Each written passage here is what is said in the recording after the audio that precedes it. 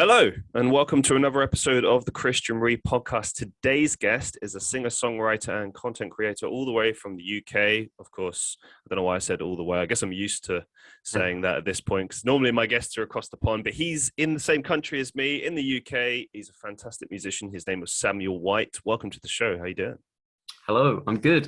Yeah, I'm all the way over in the same country as you. Whereabouts are you based? Actually? Do you know a place called Bromley? I do. Yeah, like in Kent, pretty much. Okay, oh, nice. Garden of England.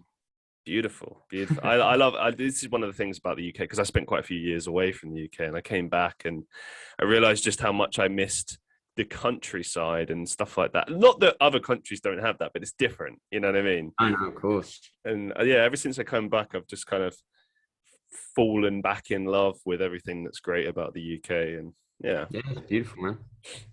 But anyway, there's various different ways I could start this show, but I think what I want to start with is the most recent thing, which obviously, as of recording, this will be right now, but this episode will be dropping later, so you probably would have done more shows by this point. But today is the day after your first show in a long while. So you've performed before, haven't you? This isn't like your first performance ever. Oh no, I never done it before. You've never performed before? Yeah, no, that was the first time. Okay. Back up a second. Right. So I checked this out on Samuel's Instagram, and I believe there was like an audio recording of the live feed. I do remember that. And I listened to it, and you were concerned with your performance because you felt like, I got shaky nerves, which I'll get to in a second, by the way, because last year I got back on stage as well myself for first time in a long time, so I can totally relate to that. But anyway, point is, your first gig ever, it sounded sensational. Like, really? Honestly, yeah.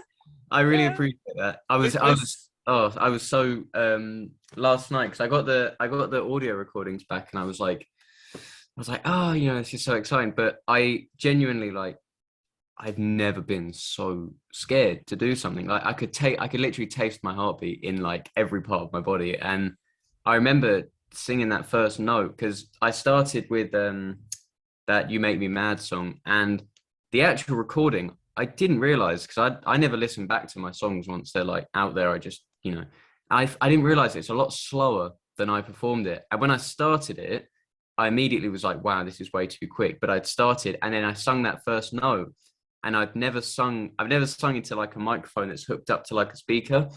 And I was just like, whoa. I was like, whoa. It is different, isn't it? It is. Weird. It's weird. Like, I mean, I've been performing for many, many years, and I've kind of stopped in more recent years because, well, this is me getting back to chasing my dreams. But I used to be pursuing the whole music dream. So one day, you never know, maybe I'll release music again, hopefully, fingers crossed. Anyway, what I wanted to say is that I can totally relate to where you're coming from on this. And last year when I came back, same thing. A bag of nerves, and I don't know why, because I'm very used to being on stage. It was one of those things, isn't it? Like everyone deals with stage fright in a different way, but it just gets you for some reason. And I don't know why. I mean, for me, the weirdness of it, I think, was just it's foreign, or it's been a long time since I felt that way. And years ago when I was in metal bands, that was a lot easier to have stage presence, and you can kind of hide behind the music a bit. But when you're acoustic, you're exposed, and you're not only, because you got to be a host as well. You got like talk between songs. Yeah. Excuse me. And kind of guide it, because it gets awkward, doesn't it? You get those first few songs through, and then you got to kind of find your style. And, sure. I don't know. I've always been awkward as a person in general, and it felt the same way as you did, even though I'd been on stage before. I think it's the kind of thing that it's a naturally pretty scary situation. Like you're putting yourself out in front of like actual human beings. This isn't like a screen. And I think it's the kind of thing that no matter how much you do it, you might feel a little less nervous every time. But I think no matter how much you do it, you're always going to have that like trepidate. You're always going to have that like, oh God, here we go. It's like 0 hour, My advice: I know this won't work for everyone because I used to believe like never drink before your set ever. Oh yeah. But if you just seriously, if you just have something small, like a tiny bit of rum, tiny bit of whiskey, just enough to kind of hit your nerves, it really helps. I don't know what it is, but it calms you. It relaxes you. I guess that's why people drink before a flight. yeah, maybe. Yeah. Although I've heard that can be. Yeah, that can get a bit messy, I think. Yeah. So maybe not that, but. But yeah, no, I'm really happy to hear that your first gig went well. Amazed at the at how it sounded, and yeah, I just want to a little bit explore. So you said like you felt scared in the moment, but like what was driving that fear? Was it just the moment? Was it you were worried about, oh, will they like my music? Will they like me? Like what was going through your head? I think it was I think it's a pretty natural thing to kind of think that you're like somehow not as good as other people, somehow you're and I listened to the acts beforehand and they were pretty damn good, and then I was like, I feel like a child compared to these guys, because I do kind of think that, like, I sometimes forget that I'm 20 because I talk to people and some people think I'm like 17 and I'm like, no, I'm 20. Like when I shave, maybe they do.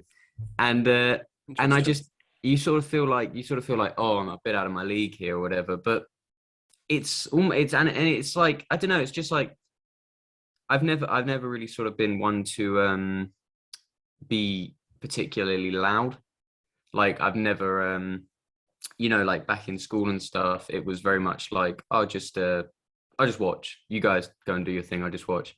And then, to kind of think, I think especially after lockdown, just thinking like, no, I gotta do this. I want to do this and I gotta do this. So I did it. So it's just like you do it. I actually think that's something that makes you very endearing. By the way, people think you are younger than I thought you were older, to be honest. Yeah, I get to be fair, I get both. Like when I fully grow out like all my facial hair and stuff, people are like, you're only 20. And then when I shave it, people are like, you look about 13. So I'm like, fair enough. So I like to stay in the middle. See, I discovered you on TikTok about a year ago and I loved your videos and I really resonated with them. I'm a big music fan in general anyway. And you know how it is when you're a musician. I think you tend to look at music slightly differently. I mean, I don't necessarily think it makes a difference, but it can. It can change the lens a little bit on how you look at it. But anyway, I saw all this stuff. I saw that you're a big Beatles fan. How can you not be? Beatles are amazing. But you're like a real like proper Beatles fan. So like you know like the extent of all their like back catalogue and maybe songs that people don't know as well, and you're a big fan of all their solo stuff, and we'll talk about them in detail in a second. But what I wanted to kind of touch on is that you kind of have this vibe about you, and I sort of joked off camera that it's sort of almost like a long lost Beatle vibe, but when I was looking at your music and the way, like even just something like the album art, the way the album art looks, the frame, how you've set up the pictures, the choice of lighting, everything, like the way the music sounds is obviously very Beatles-esque, kind of like the late 60s, early 70s vibe. And it's like you got this very calm demeanor. And I don't even know what my question is really. I think what I guess I'm trying to say is that like you offer something a bit different, something I think that is intriguing in today's day and age. It's kind of like a mixture of a throwback, but also just something a bit different, something a bit more soulful. And I think that's why maybe the Beatles are still as successful as they ever were, because in this day and age, music has changed. It's become a machine, and not all music, don't get me wrong, but everything you see in the charts certainly has that vibe. And to be honest with you, all the best music that I've discovered in the last couple of years has been all unsigned artists or people just trying to make a name for themselves, And like I listen to your music, and I think it's better than half the stuff I hear in the charts. And it's man, that really means a lot. It's true though. Like I don't know what it is. I think it's just like real. I don't know how else to put it. It's funny you say that, because I I think that the world, like especially like the musical world and stuff, it's but just the world in general. I mean, it's a pretty noisy place. There's always a lot of noise going on, and sometimes literally like when I'm going into London and stuff like that, where I live, like you were saying before, I actually live sort of like green belt area, so it's like half country, half sort of city. It's a very odd, but it's quiet. And when I go into London to go to uni and stuff like that, it's like sensory overload. Like everything smells, everything's loud, everything's bright, and it's and I think that translates to like the musical world as well. Everything has to be, if it's not loud, you're not heard, kind of thing. And sometimes I just think that it's nice to chill out a little bit, like just take a little bit of a moment to take 10 breaths in and 5 breaths out, and just relax. It's interesting you say that, actually. When I was growing up, I was really into my heavy metal and rock, and that was pretty much all I listened to. I listened to other stuff, but mostly it was that.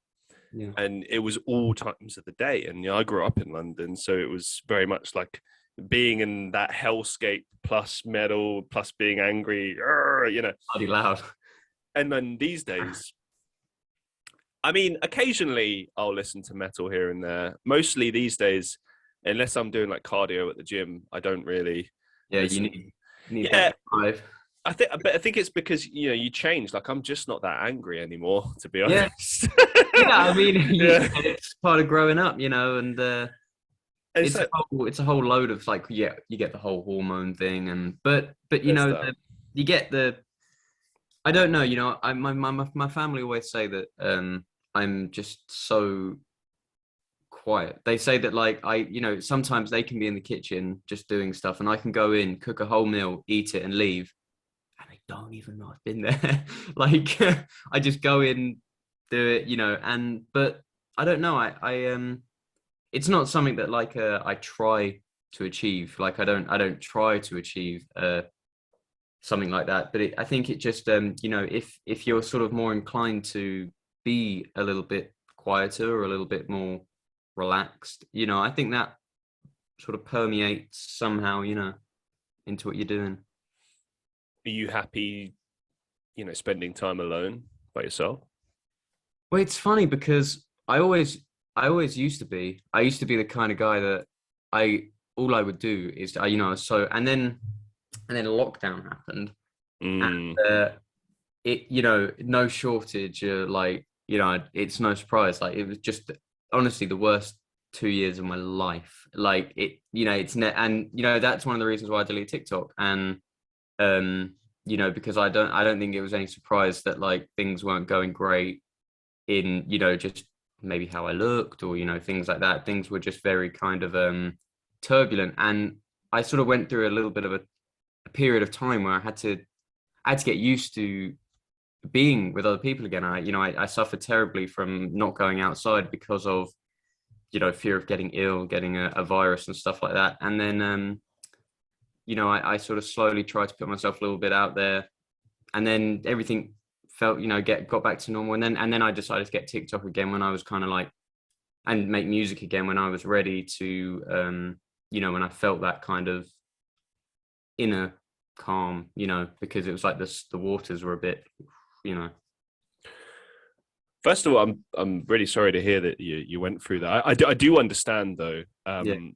There was a period for me as well where I felt like, is it safe to go outside? Like it's weird to think about now, but yeah, there was a sliver of time where that was entirely kind of how it was. And I remember speaking to friends about it, and they all kind of just said like, look, sooner or later you got to go walk out of that door and live and take a risk. And it's hard because it's more than that. It's anxiety. It's pressure. It's and this is what I wanted to cover with regards to your old TikTok account.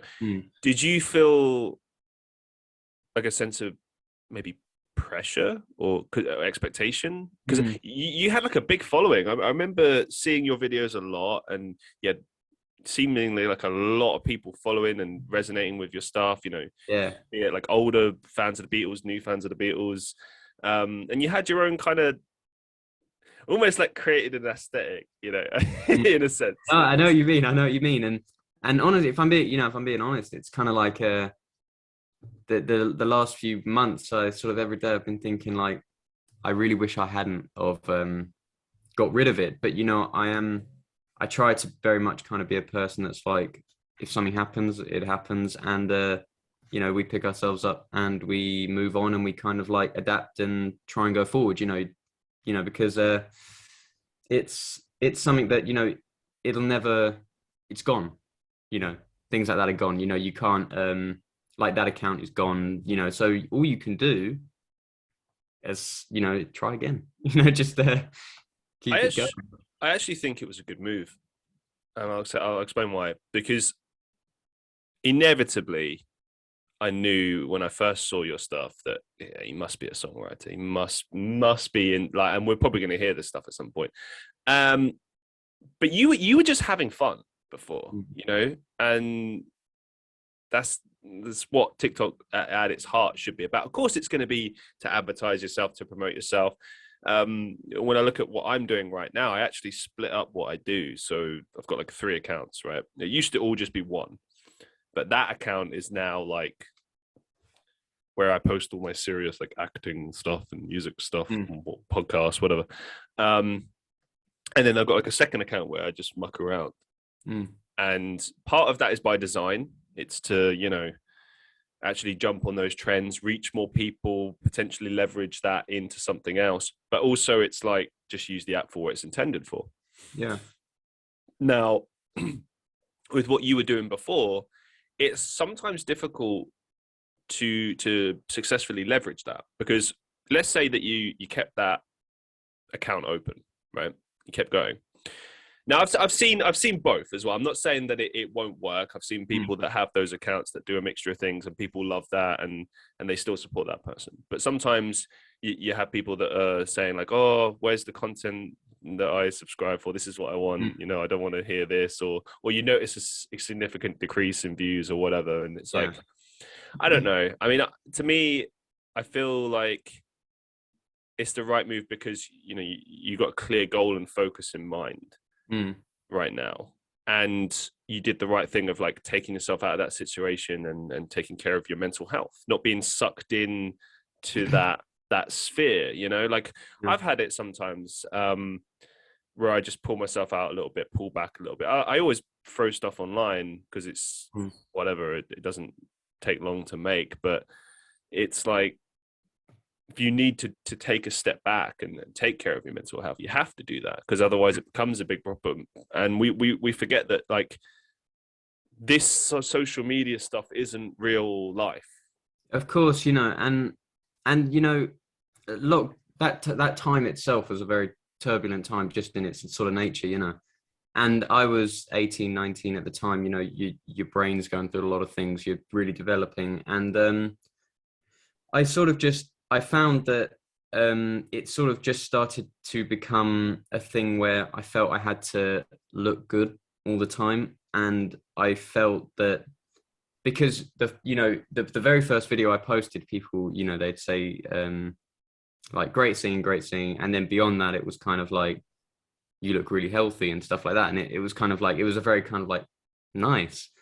And because I don't, like I said, I don't really go out and not go out, but like put myself out there with other people as much. So you kind of think, I like this. This is nice. So then you sort of keep going, and in the end, it became where it was almost just like an obsession, and I felt that in order to sort of restore the person who I was, something would have to give, something would have to be sacrificed here. And it would either be my integrity in me to keep the page going, or it would be the page to keep me going, kind of thing. What kind of steps did you take to look after your mental health? So you deleted the app. You're like, right, okay, time to look after myself. Yeah. Talk me through a little bit, like your process after that, and what you did to actually pick yourself back up again. Yeah. Well, I getting over the hurdle of people going like, oh, like you're deleting the account. That was the big, I deleted it like 2 or 3 times and reactivate. But in the end, because I'm like that, I post something and then I panic and I remove it. Like I've got so many archived Instagram posts because I just think, oh, this isn't good.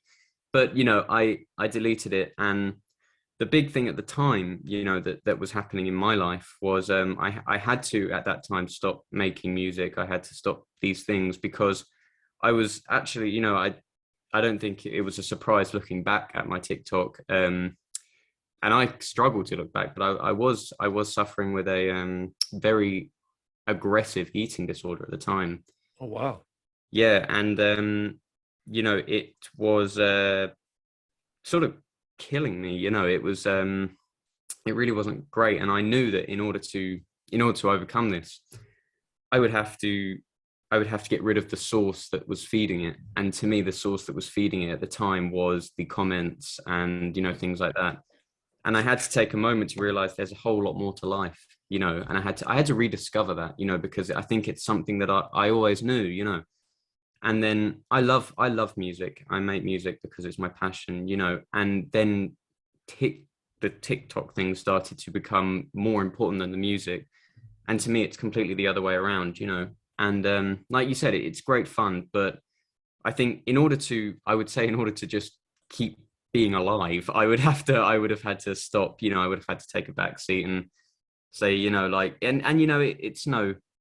it's in the grand scheme of things, I love my music and I make it, and the world won't weep because that is gone. And I think that's the perspective, that it's kind of like, big pond thing, small fish, big pond, and it's just, you pick yourself up, you start again, and all you can do is kind of, like I said, take some deep breaths and think life is actually pretty cool if you let it be, kind of thing like that. I totally agree. I've had a somewhat similar realization in the last few months, and I've shifted accordingly. So I spend a lot more time applying for acting roles, looking for opportunities, and trying to build the dreams that I have elsewhere. And that obviously means spending less time on social media, and I still try and do it here and there, but like I don't feed into that anxiety. So like if I don't post for one day, it's okay. If I don't do live streams for a while, it's okay. Yeah, I do it when I have the time to do it. And, I focus on my dreams and on what I want to do. And I've seen that, sometimes people will say, well, aren't you neglecting this? Like, excuse me, what about your followers, etc.? I'm very grateful to have followers, to have people that believe in me and support what I'm doing. But you can't neglect yourself in favor of other people. Yeah. Like, you come first. You always come first. Yeah. And that's why I admire what you did by stepping away. Because I think that, you're not looking after your mental health. Like I thinking back, I remember you looking very skinny in certain videos. I don't remember thinking much of it. I just remember just kind of just watching the videos. But now when I look back and I see you looking very healthy now, there's obviously been some change there in development. And it's I just thought, that I remember the moment that I kind of felt like, oh shit, something's bad here, is because people would say in your real life, like, you look, everything all right, and then the comments that were once lovely started to shift to like, ooh, what's wrong here, and then that was kind of like, oh, maybe it is real, So I had the opposite problem, actually. I really let myself go during the pandemic, and I started going back to the gym about 3 months now. Yeah, really proud of that. Really, thank you. I'm a pretty heavy gym goer myself in terms, wow, cool. In terms of the weights, and I respect that. Thank you, sir. Yeah, no, but one of the reasons was sometime last year I actually saw family, and a family member had commented on the fact that I had gained weight, and they'd said, they put it in a nice way. They said, oh, you look fuller, you look healthier.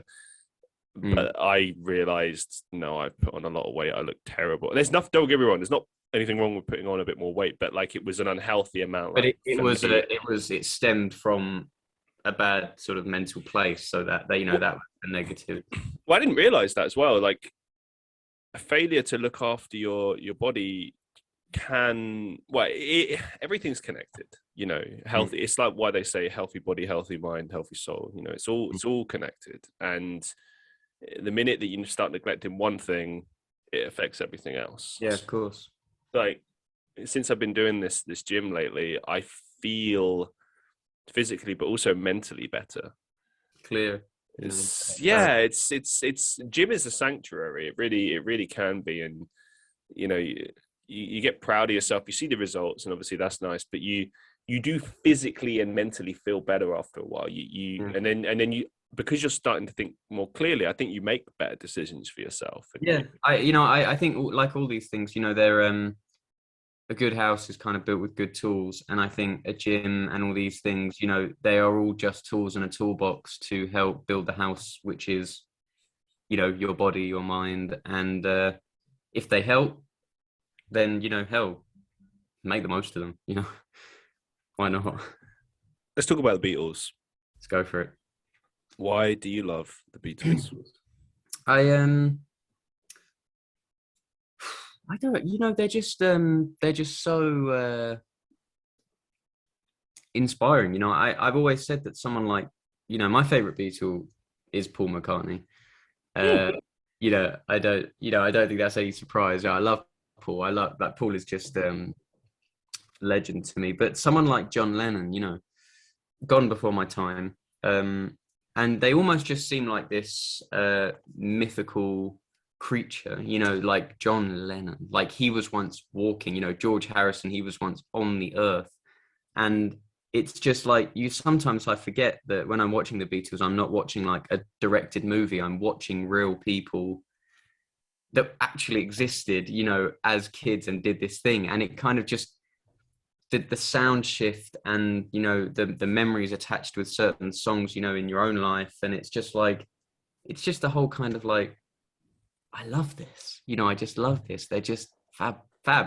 I saw some sort of documentary or a clip. I can't remember what it was from, but it was of some guy who managed to find where John Lennon lived. Oh, yeah. And this is when he lived with Yoko Ono. And I think I saw this. Right, yeah. For those who don't know, it's like a guy, a super fan, had traveled all the way from America to wherever Lennon was living in the UK at that time, and he was convinced that Lennon was trying to speak to him through songs personally, right? And Lennon was very calm and collected. And it's a really great insight into just Lennon the man, like not so much, the. Is that the one at the end where it's like, would you like a cup of tea or something like that? And he just comes in and has like bread and soup or something. But I think it's a very good example of because I always talk about this on live streams. It kind of infuriates me the way celebrities can act and do act, but we'll get onto that. But in this particular clip, like Lennon is very kind of laid back. He's very humble. He says, listen, I didn't write those songs for you. I wrote them for X and X reason. I'm just a man. I'm just a guy. I just happen to be a songwriter. I'm happy this resonated with you. I'm paraphrasing, by the way. Yeah. He said he says something like, if I take a shit in the morning, it's like, and I'm writing a song about it, But it's true though, isn't it? It's kind of crazy when you think about it. I mean, that whole fan idea, being a fanatic, it all kind of did initially stem from the Beatles. They popularized that for sure. So you see the old videos, you see like the famous clips of them performing in like when they first sort of made it, and women screaming and all that, and passing out and stuff. I get it, but it's literally like they were just four blokes from Liverpool, like, and they were good. But I don't know. To be fair, I think the thing that always differentiates maybe people that become iconic and then your everyday people is that I think I think everyone has the ability within them to be iconic, to do amazing things. But the reason that iconic people become iconic is because they take a bet on themselves, they gamble on themselves, and they're not afraid to fail.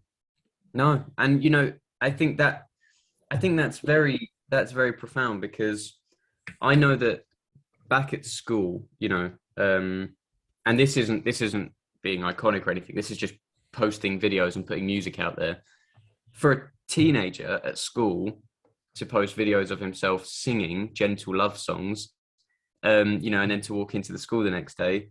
But it's kind of like and it's very similar with the gym. There's a saying that me and my brother use because we go to the gym together. You leave your ego at the door, Yes. and with something like singing, you have to realize, and making music, you have to say, okay, you get one crack at life that we know of, and you're young once, you're youthful once, and you love this, and you're not going to let some people stop you from doing this for reasons that might not even be true. And it's funny because when you do it and you make a song way down the line, there's people I knew years ago that, maybe when I was doing it there, they were kind of like, because I couldn't play the guitar 2 years ago. I couldn't really, I didn't sing, I didn't songwrite, I didn't do anything.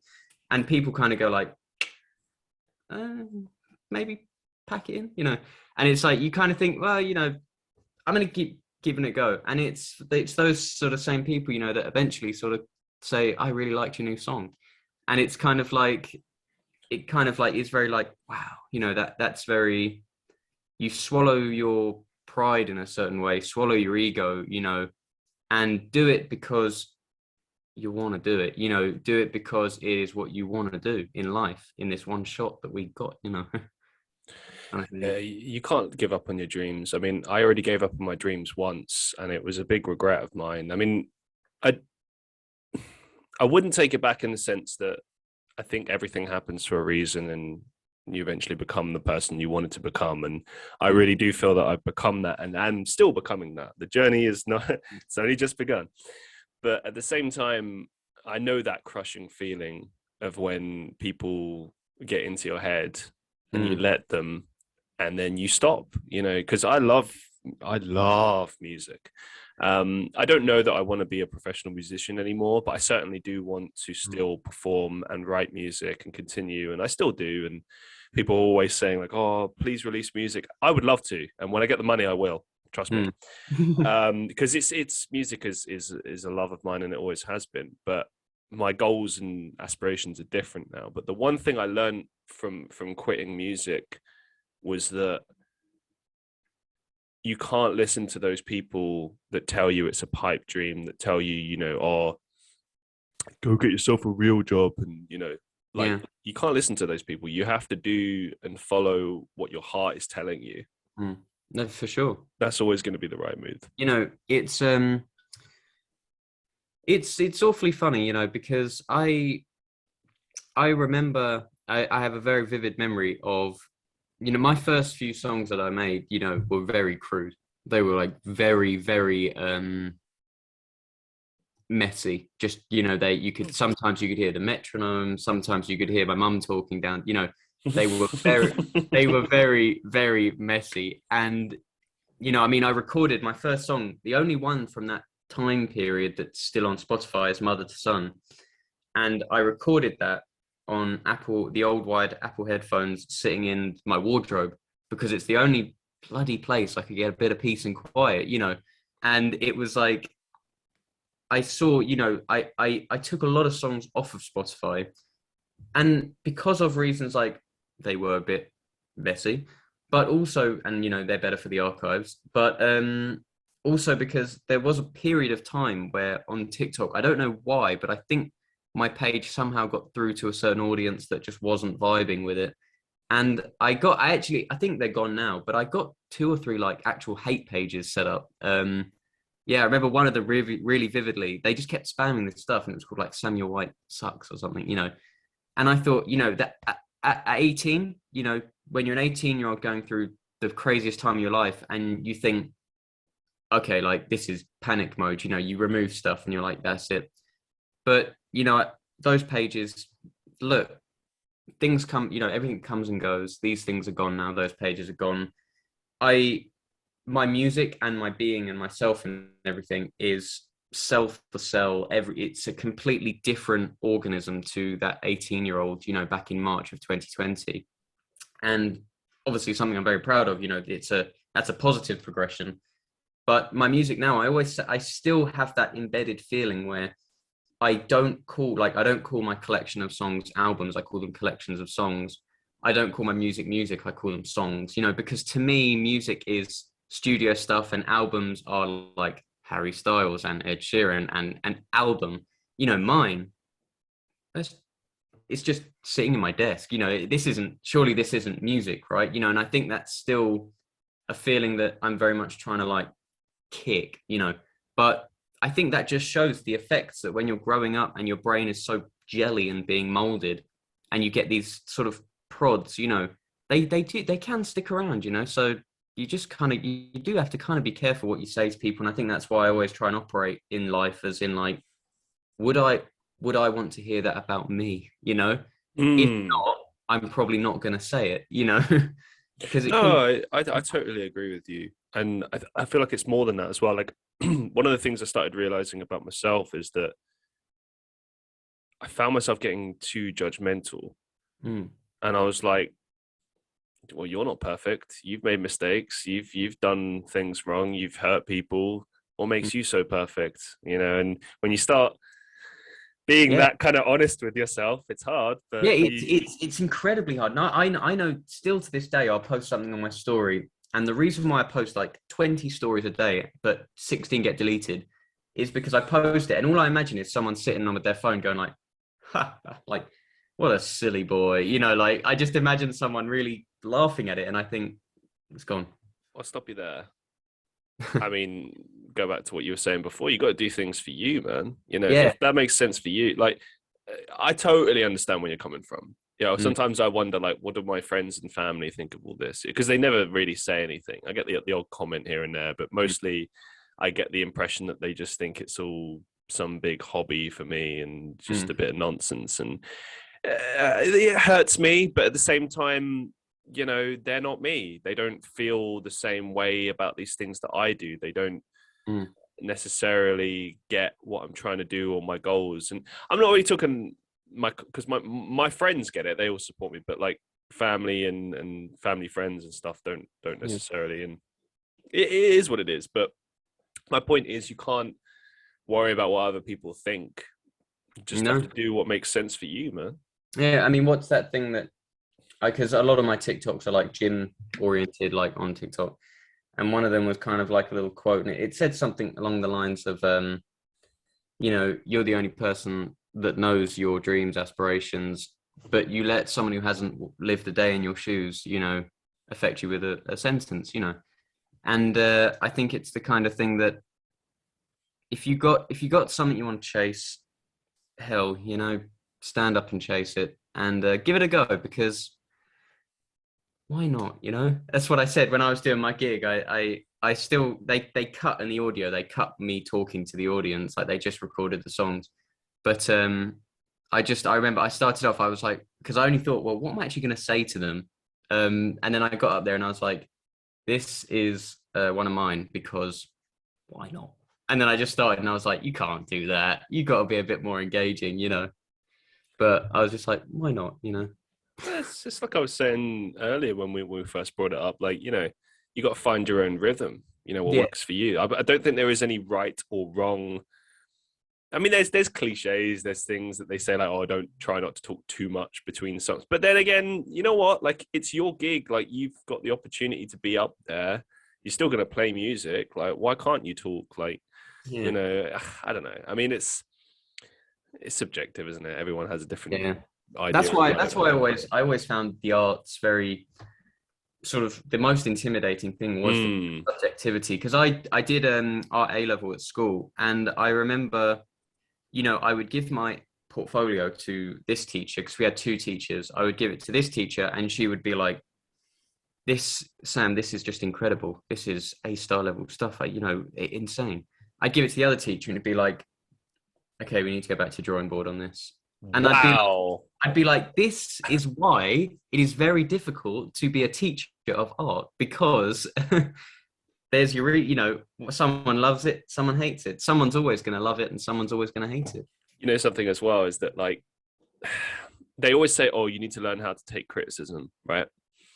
And here's the thing about criticism. I don't think people always realize that the way you deliver that is so important.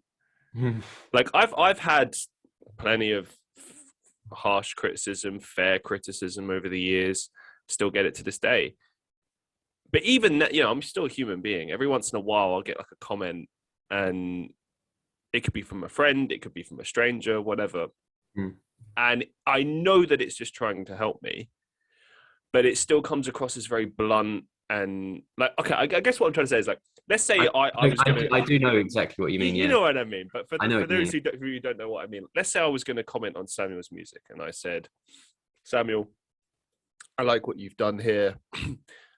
Although one thing that I think would really help make it a little bit better or etc. would be if you maybe tried this, or have you thought about this, right? It's kind of like good news, bad news, good news kind of mindset, or just kind of putting a positive spin on it, like not just saying, oh, this is total shit, and here's why I think that. And here's the thing, because other people will say, oh, but I didn't say that. Like, I said, this, and I'm trying to help you, and it's like, yeah, but the way you frame that is everything.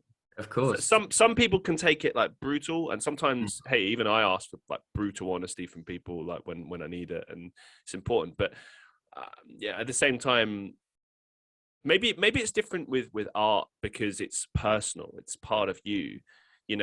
Like, there are songs that you've written that I've listened to that are really, like, you can tell it's like, I think there's one that you wrote about your granddad, what I wanted to talk about. Yeah. And I think it's actually got some voice recordings of him on there. Is that right? The voicemails. Yeah. And it's like, I'd imagine if someone like criticized something like that, it's fair. Criticism is always welcome, and it's always, but like the way you deliver that is everything. And like these songs are part of you. It's part of your soul. It's almost like they're chipping away at your soul, and it's Well, it's being you're being very very vulnerable. Yes, because I think there is a certain, especially with males. There's a very. I went to an all boys school as well, so I have it ingrained in me. It's very much like, dry your eyes, put your collar up and get on with it, kind of thing. And I think going through lockdown, especially, I sort of realized that no, that's not the way. You don't just pick yourself up, forget it, and move on. Feel it, listen to what your body's telling you, listen to your emotions, try and calm them. Try and treat the problem. Try and treat the whole thing instead of a symptom. But I do know what you mean, and it's being very vulnerable. And I think that the ability to be vulnerable is, and vulnerable in a way that is creatively satisfying, because it's, you could turn a microphone on and just start crying into it and stuff, but to be vulnerable in a way that is, I've conveyed this message that I wanted to convey. I've kept some level of composure, and I'm proud of the creative thing that had, I'm proud of this in the end of it. And it's something that, I think that takes, I know from experience, and I know people that have done similar things in musical circles and stuff. And I think that takes a serious level of, humility is maybe the word, a serious level of, like we said, leave your ego at the door and do it for you. I totally agree. And I've had friends even recently just tell me, like, they've said, you need to kind of focus on you and being you and make that your focus. And, I've had a tendency to unleash and let it all out and stuff. And I've realized that's a mistake. Like, the best way to do it is to put it into your art, make that something, and also to confide in friends, whatever. It's never weak to show your emotions, but I think it's important Mm. to manage them as best you can, And it's incredibly easier said than done, you know. Like you know, just saying the word, you know, confide in someone is something that you say to someone. You know, my mum always says a problem shared is a problem halved, and it's like on the surface level that's great, but actually going to someone and saying, you know, that's why, you know, if I now looking back, you know, you learn lessons in life and they're very important lessons and you're glad you learned them. And looking back, if during the last 2 years I had gone to someone I loved and I had said, look, I'm having a real tough time here, you know, can you help me out? Things could have gone far smoother. But, you know, it's things like, you know, that now, you know? It's difficult sometimes knowing who to talk to, or, you know, if you can, you know, because I've had that situations like that where I've confided in people that maybe I've confided in before, and for whatever reason it was different when I confided in them when I really needed it, and then I found out I can't confide in this person anymore. Then there's been other people who I never confided in, and then one day I did, and it was the best thing I ever did. But it is difficult to do, and I think as men it can be tough to show emotion. I mean, I get a lot of comments from because I've got quite a female audience on things like TikTok and stuff, and they'll often say like it's commendable seeing a man showing emotion, and you know, I often don't think much about it because I'm just like, this is just the type of man I am, you know, it's how I think. But when I look back at my life, especially when I was growing up, I had similar experiences to yourself where lots of toxic masculinity I was exposed to, bullying, you know, even stuff in family and family friends and stuff where you couldn't act that way. Like if they saw me the way I am now, I'm sure they'd have some choice remarks, probably not very pleasant. And when I was growing up, you know, it's difficult when adults are saying to you, you know, this is how you need to be, this is how a man needs to be, and then you grow up and you realize, actually, no. Yeah. Like there's lots of different types of men, and actually, I think a lot of what being a man is about is kind of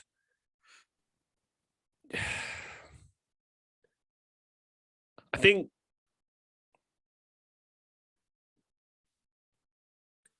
it's up to people to figure out for themselves. Yeah, I don't, you know, I don't think there's one term that can cover a populace, you know. And I know for a fact, you know, men, you know, I think, and you know, there's not the most resources out there in terms of mental health help for men, you know, especially with something like an eating disorder, you know, it is, you know, it's largely that, you know, teenage boys, I just don't think like to admit it. But I know that when my granddad did pass away recently, sorry for your loss. Oh, thank you. You get a real perspective on the people you love, and I remember thinking to myself walking home from the pub with my dad because we had a little celebration of life thing, and I thought, you know, I give my mum hugs. I tell my mum I love her. You know, I give my mum, like, you know, peck on the cheek or something. You know, and you know, I tell my sister I love her. I tell my brother I love him. And I don't, you know, I rarely, when do I ever go up to my dad and say these things? So on the walk back, I basically just, you know, you swallow your Adam's apple and you say, look, Dad. And but, you know, you basically just say like, I really love you, man. You know, you're just great. And I gave him, you know, I just sort of said, stop, you know, I just gave him a big hug and I was like, I value you. So, you know, I love you, you know, that kind of thing, you know, and you know, we might not say it again for bloody God, probably like another 8 years. But you know, the thing is, I never say that to him. And I was thinking, why don't I say that to him? Is it because we're just both men, you know, and we can't say, I love you, man, you know? And so I just thought, you know, death gives you a really great perspective of life. And I just thought, you know, I've never been one to say to people what I feel. I've never been able to say I love you, you know, I love you very much, you know. And you know, I have you know, very one single sort of big regret in my life that was revolved around that. And I just thought, I gotta start saying this, because people can't mind read, you gotta start. So I did. I think you are inferring your granddad, right? There. Yeah. The thing was, my granddad was my best friend. He was like my second dad. I grew up with him. I'm sure he's some influence on why I dress the way I dress, why I listen to what I listen. And he had been he'd been very ill for a few years.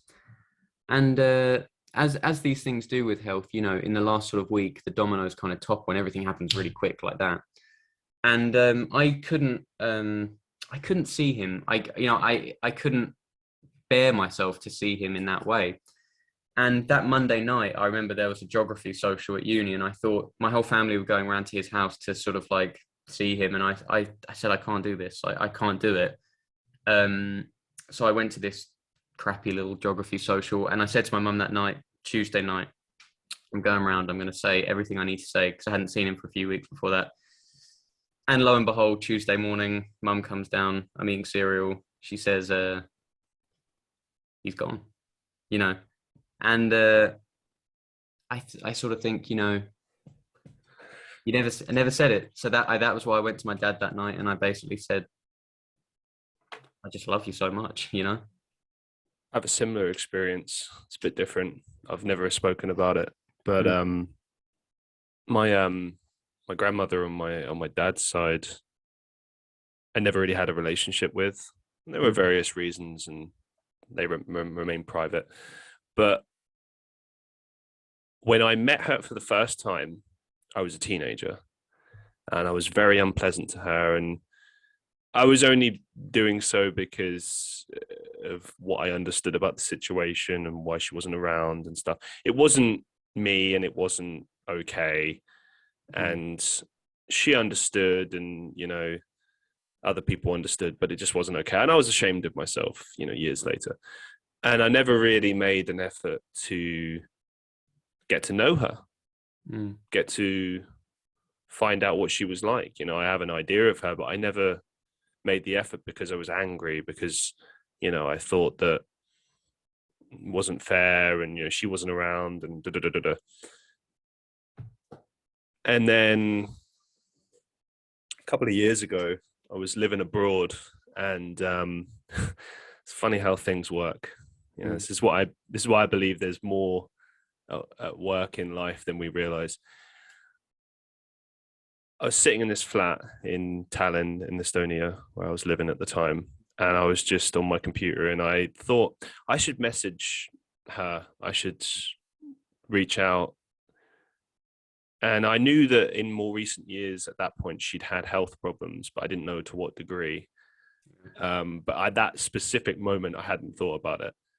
And I went to message, and then I found online through her husband that she'd passed away on that day. And I was just blown away by it. I was filled with immense regret and disappointment in myself. And it was just very different to your situation, but similar in the sense that, no, of course, yeah, through death, I understood that life kind of, the beauty of yeah, like, I'm sorry for your loss as well. That's it's it is what it is. And as I say, I never had a relationship with her, but I think I just was disappointed in myself, and I wish that I had made the effort and gotten to know her, and that was a regret. And one thing it did teach me, actually, is that you have to put the past in the past. Yeah. With the people you love, with the people you care about. No, none of us are perfect. We make mistakes. We do things that we regret, and that's life. And you always have to look at people's overall intentions and who they are and what they're trying to do and what they mean to you, and make that your focus. And kind of just give people a chance to make mistakes, and And they're gonna make them, you know.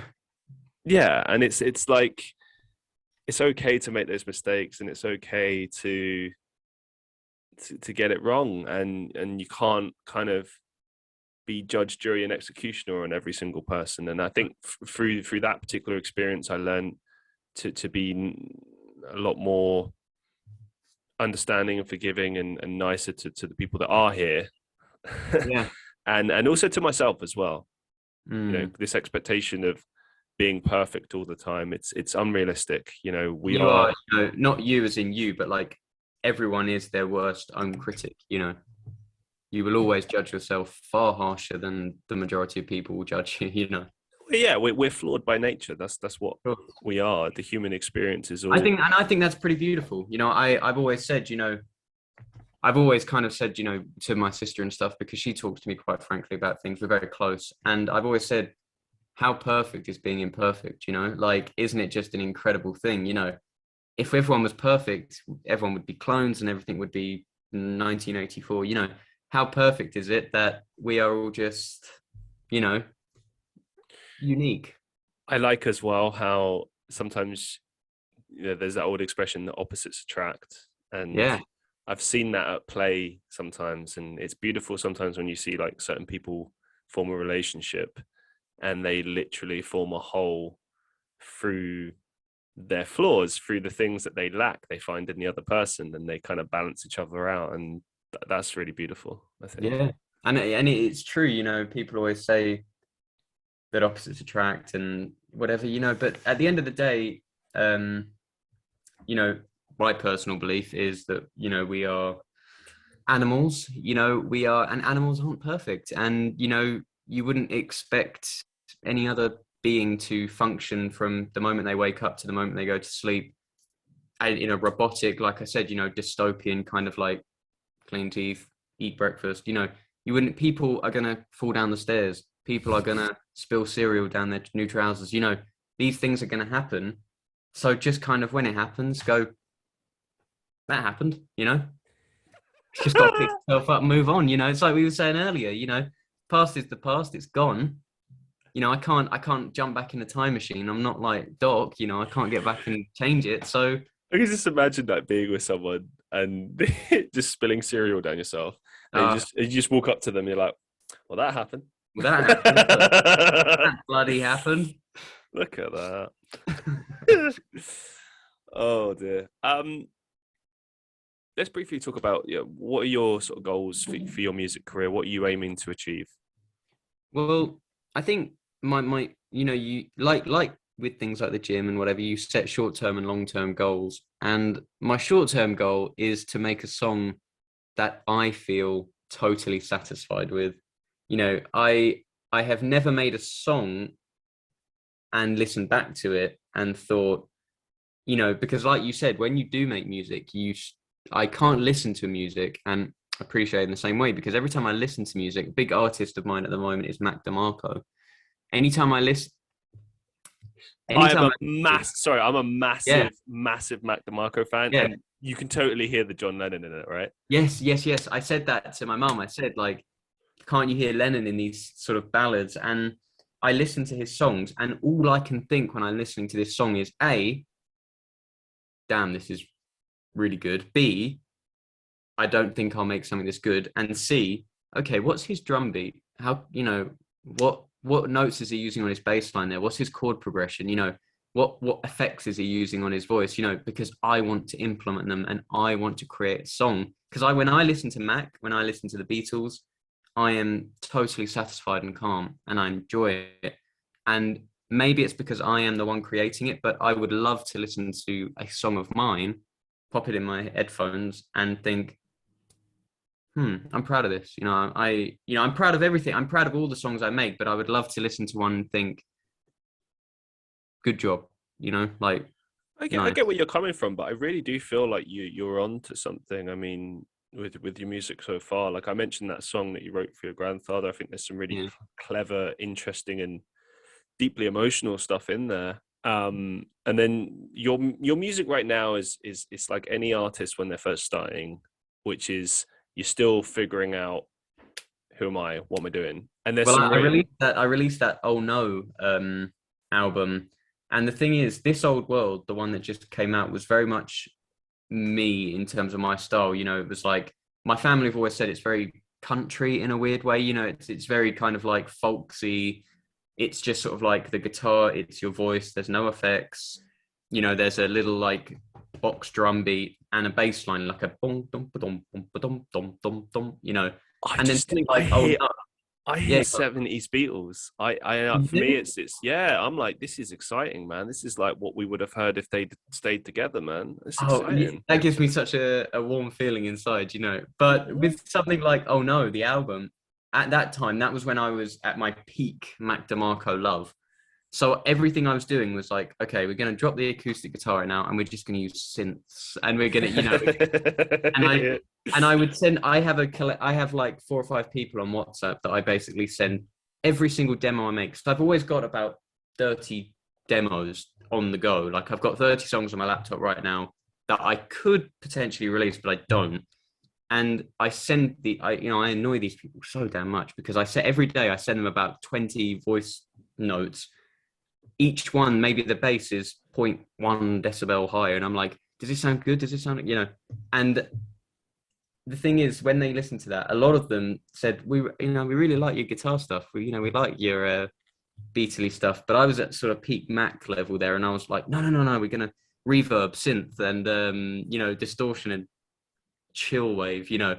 But as is everything in life, everything is a balance of moderation. So I think to strike a balance between the two of like ragtime skiffle band mixed with maybe that kind of chilled, you know, synth kind of sound, I think that would be a really beautiful thing to try and incorporate, you know. But like I said, everyone's tastes are different. So if you feel satisfied with it, you feel satisfied with it, and ain't that a beautiful thing, you know?